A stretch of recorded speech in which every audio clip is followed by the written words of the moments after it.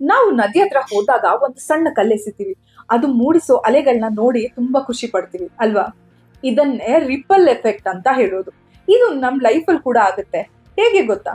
ಒಂದು ಚಿಕ್ಕ ಆಕ್ಷನ್, ಒಂದು ಚಿಕ್ಕ ಹ್ಯಾಬಿಟ್, ಒಂದು ಚಿಕ್ಕ ಡಿಸಿಷನ್, ಅದು ಸ್ಲೋಲಿ ಸೈಲೆಂಟ್ಲಿ ದೂರ ದೂರ ಸ್ಪ್ರೆಡ್ ಆಗುತ್ತೆ, ಅಲೆಗಳನ್ನ ಮೂಡಿಸುತ್ತೆ. ಹೇಗಂದ್ರೆ ಒಂದು ಕೈಂಡ್ ಆಕ್ಟ್. ಬಸ್ನಲ್ಲಿ, ಮೆಟ್ರೋನಲ್ಲಿ ವಯಸ್ಸಾದವರಿಗೆ, ಸಣ್ಣ ಮಕ್ಳು ಎತ್ಕೊಂಡಿರೋ ಪೇರೆಂಟ್ಸ್ಗೆ ಅವ್ರು ಕೇಳಕ್ ಮುಂಚೆನೆ ಸೀಟ್ ಕೊಡೋದು. ಯಾರಾದ್ರೂ ಸ್ಟ್ರೇಂಜರ್ಸ್ ದಾರಿಗೆ ಗೊತ್ತಾಗ್ತಿಲ್ಲ ಅಂದಾಗ ಅವ್ರಿಗೆ ಡೈರೆಕ್ಷನ್ಸ್ ಗೈಡ್ ಮಾಡೋದು. ಜೆನ್ಯೂನ್ಲಿ ಒಬ್ರಿಗೆ ಕಾಂಪ್ಲಿಮೆಂಟ್ ಮಾಡೋದು. ನೋಟಿಸ್ ಮಾಡಿ ಹೇಗೆ ಜನರು ರೆಸ್ಪಾಂಡ್ ಮಾಡ್ತಾರೆ ಅಂತ. Watch the chain reaction. ಇದರಿಂದ ಚೈನ್ ಕ್ರಿಯೇಟ್ ಆಗುತ್ತೆ.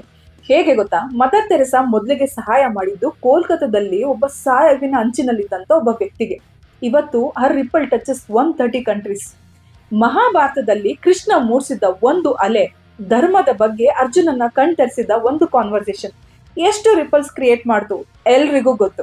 ಈಗ ನಿಮ್ ಸರ್ದಿ. ಇವತ್ತು ನೀವು ಸ್ಮೈಲ್ ಮಾಡಿದ್ರೆ, ಒಂದು ಒಳ್ಳೆಯ 4 ಮಾತುಗಳನ್ನ ಹಾಡಿದ್ರೆ, ಫೋನ್ ಸೈಡ್ಗಿಟ್ಟು ಫ್ಯಾಮಿಲಿ ಜೊತೆ ಟೈಮ್ ಕೊಟ್ಟಿದ್ರೆ, ಅದು ಸ್ಟಾಪ್ ಆಗಲ್ಲ. ಅದು ಬೇರೆಯವರ ಬಿಹೇವಿಯರ್ನ ಕೂಡ ಚೇಂಜ್ ಮಾಡುತ್ತೆ. ಆಮೇಲೆ ಕಂಪ್ಲೀಟ್ ಸಿಸ್ಟಮ್ ಚೇಂಜ್ ಆಗುತ್ತೆ. ಗೊತ್ತಾ? ಸೆಲ್ಫ್ ಗ್ರೋತ್ ಅಂದ್ರೆ ಓವರ್ ನೈಟ್ ಮಿರಾಕಲ್ ಅಲ್ಲ. Every day 1% rise, one better thought, one better action, one better choice. ಇದು ರಿಪಲ್ ಸ್ಟಾರ್ಟ್ ಮಾಡುತ್ತೆ. ನೆಗೆಟಿವ್ ರಿಪಲ್ ಕೂಡ ಇದೆ. ಒಂದು ಕೇರ್ಲೆಸ್ ವರ್ಡ್, ಒಂದು ಲೇಸಿ ಡಿಸಿಷನ್, ಒಂದು ರಾಂಗ್ ಹ್ಯಾಬಿಟ್, ಅದು ಕೂಡ ಸ್ಪ್ರೆಡ್ ಆಗುತ್ತೆ. So today ask yourself, ನಾನು ಏನ ಡ್ರಾಪ್ ಮಾಡ್ತಿದ್ದೀನಿ? ಯಾವ ಕಲ್ಲು?